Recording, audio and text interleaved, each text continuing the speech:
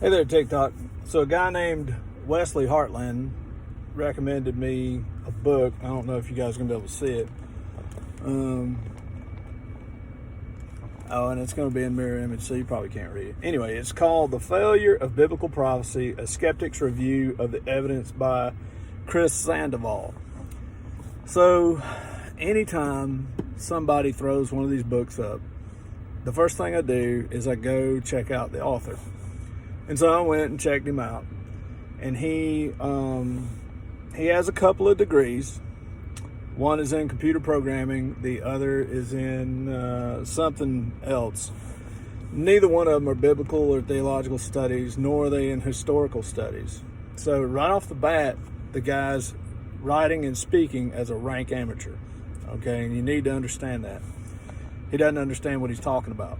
So then I go to Amazon, I click on the book, and it'll let you read 4 or 5 pages.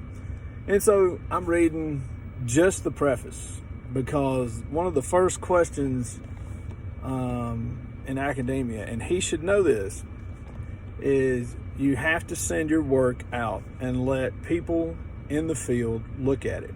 Now, he's probably going to say, oh, well, it's not peer reviewed. Well, then it's your opinion. It's not fact.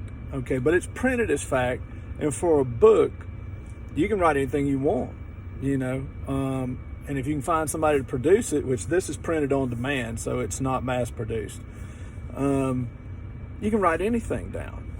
And he did exactly like Harris and Dawkins usually do. He speaks in very general terms and uses very generalized statements, and this sounds convincing. His downfall comes, he got into one section called hermeneutics, and he's talking about one of Ezekiel's prophecies. And he says, Ezekiel failed to fulfill this prophecy. Actually, Ezekiel didn't fail. He said, because Babylon never conquered Tyre, the city of Tyre. Well, the island of Tyre? No, he's right, it didn't. But that's not what it says. God says he's going to lay waste to the mainland of Tyre. And that's exactly what Nebuchadnezzar did. And then Alexander the Great came along later and finished Tyre off completely.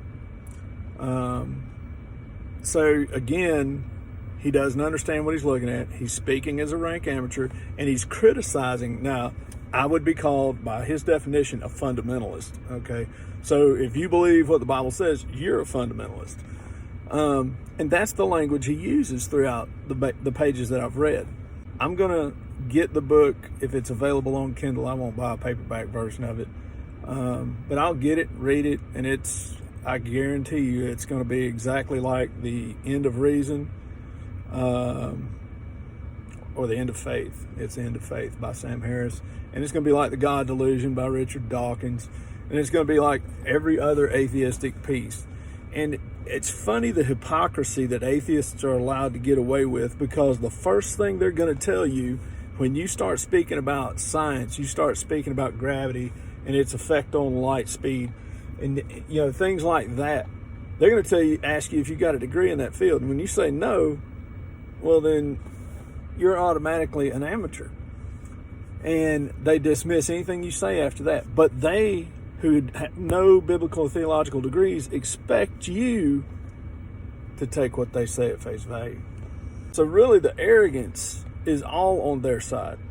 It really is. Because 1, they don't know the Bible. 2, they don't understand the hermeneutical methods you use to extract the information from the Bible. They say, well, in fact, he makes a statement. He said, it's just common sense. It's just plain reading.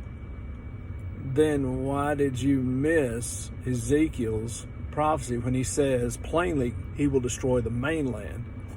That seems kind of common sense to me. But I guess Sandoval doesn't have any common sense. And one thing about Sandoval that I did notice is he has a master's degree. That's fine. You got a master's degree in an unrelated field. I got 3 degrees: Biblical Theological Studies, Masters of Arts in Apologetics, and the Masters of Divinity in Apologetics. He has no idea what he's talking about. N.T. Wright and Michael Licona have both written tomes, humongously thick books. That one's a historiographical approach, that's Michael Licona's, and then N.T. Wright's took over 20 some odd years of research to go through every possible religion, belief system, explaining how that belief system differs from Christianity and how the resurrection of Jesus is completely different. And it deals with all the aspects of Sandoval's book. Sandoval doesn't address it once, not once. He's too busy trying to attack the argument rather than deal with the data.